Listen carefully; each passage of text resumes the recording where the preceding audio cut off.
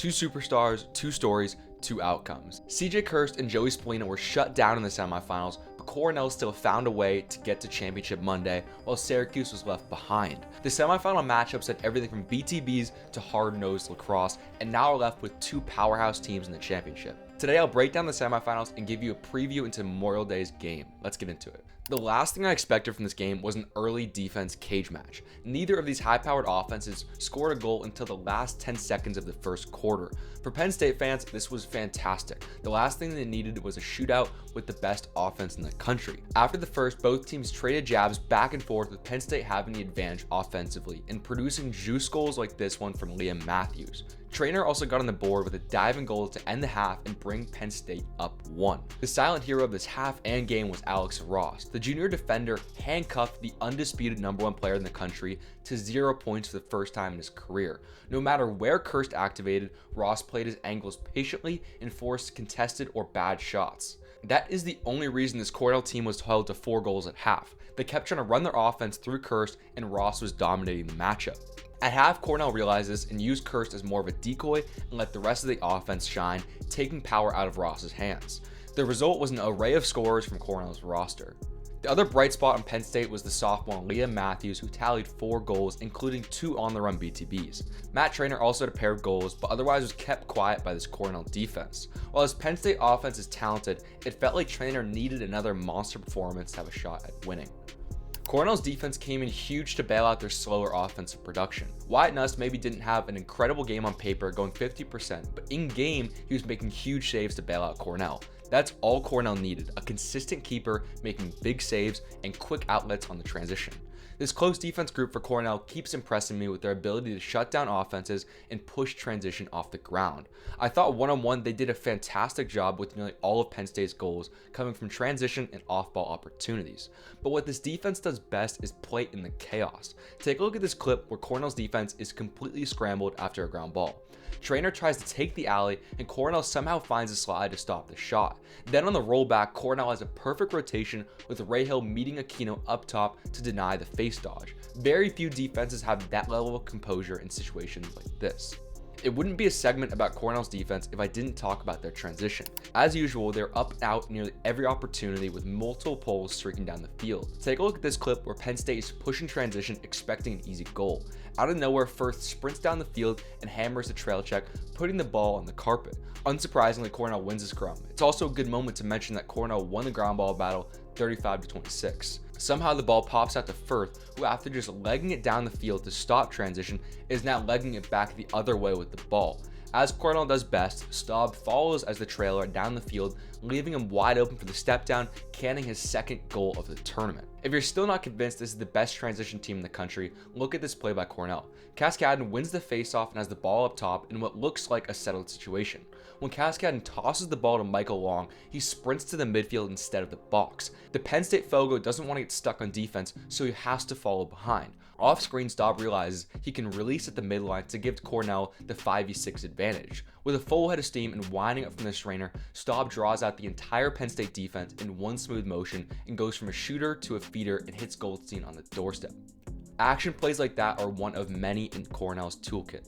The reason every team isn't running plays like this is because they take an insane amount of skill. Every player on this Cornell team has spent thousands of hours by themselves working on their stick skills and overall game.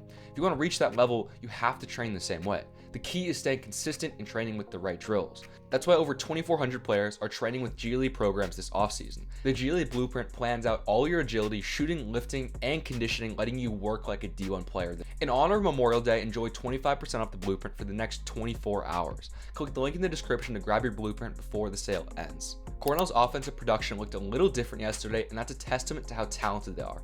The star was Hugh Keller, who tallied 3 goals and an assist to spark this Cornell offense.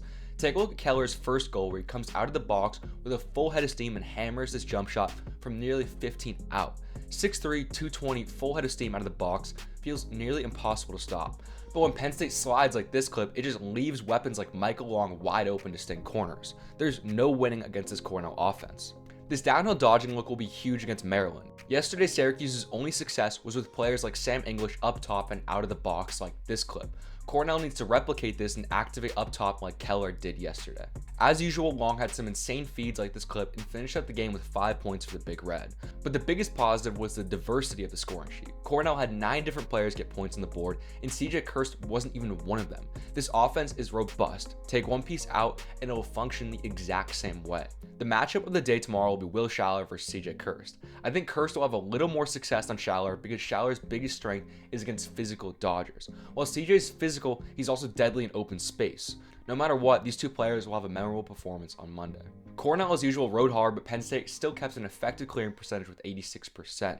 We can expect Maryland to be its usual analytical self in the clear, but I think they'll have their hands full with the Cornell ride. In our last championship preview video, I predicted that Maryland was the perfect matchup to play against Cuse.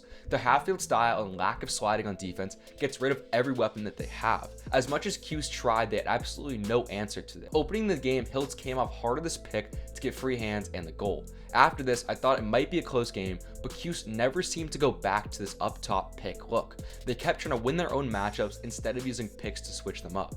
Spallina would have seen way more success if he dodged with some picks in the wings like he did against Princeton.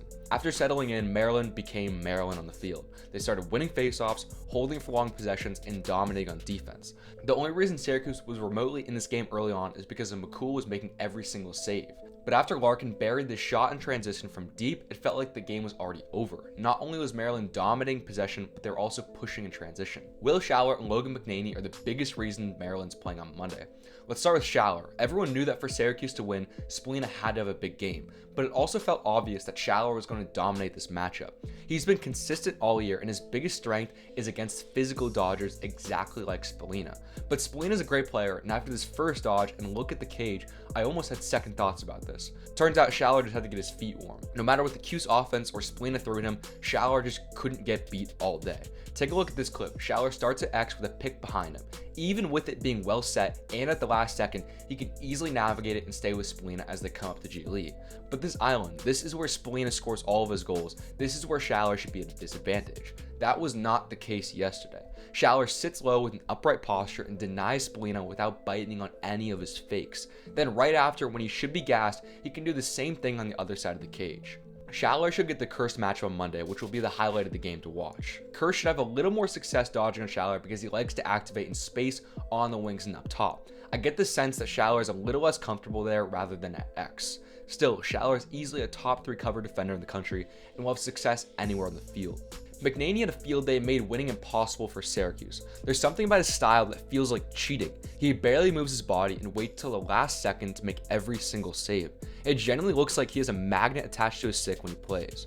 What was also interesting was that McNaney was tossing quick outlets into transition.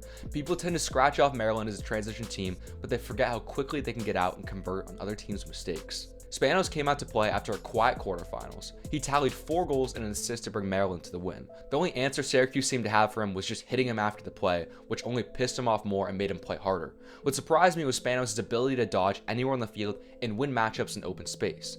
Take a look at this clip where he activates from behind and wins the matchup on pure speed. Or this clip where he plays with his D-mate on the wing to score from up top. In our last video, I thought Spanos would have a big day bully dodging like Chad Palumbo did in the quarterfinals. But instead, the 220 attackman went off speed and deception. If you're a Maryland fan, this is a great sign. If Spanos can isolate on Cornell's short sticks and win some one-on-one matchups with his pole, Maryland will be in a good spot. Like always, this Maryland offense played with poise and only took high percentage shots. I thought the midfield had a great day shooting on the outside and scoring against Cuse's D-mids. Take a look at this clip where Aitken dusts his D-mid on this roll dodge and can draw 3 defenders, leaving Urksa wide open on the crease. Or take this goal again from Aitken where he can attack from the box and score downhill. If Maryland wants to beat Cornell on Saturday, dodges like this will be key.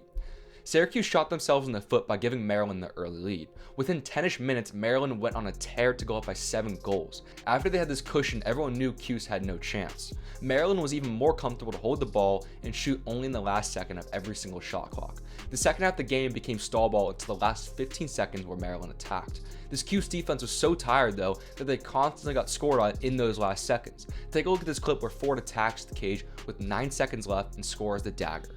Maryland's patient style paid off again. If Maryland wants to beat Cornell, they need to do a couple things. First, if they can get up early in the game, they can play a similar style of stall ball against Cornell. I've got a feeling a fast-paced team like Cornell would get extremely impatient and try to push heavy transition after getting little offensive opportunity. opportunities. Maryland can capitalize on that if McNaney can make some saves to stop the transition offense and bring it back the other way. What would happen is a game of long Maryland possessions and impatient, short, fast breaks from Cornell that could convert or Maryland could stop. The other advantage for Maryland is if they can tire out the Cornell defense with long possessions, they'll be less likely to push past midfield for transition. That, along with one day of rest, could leave this fast-paced Cornell team at a disadvantage. Despite Maryland's domination of Syracuse, I'm betting on Cornell to win. Like I said last week, they have too many offensive weapons and defensive weapons in transition.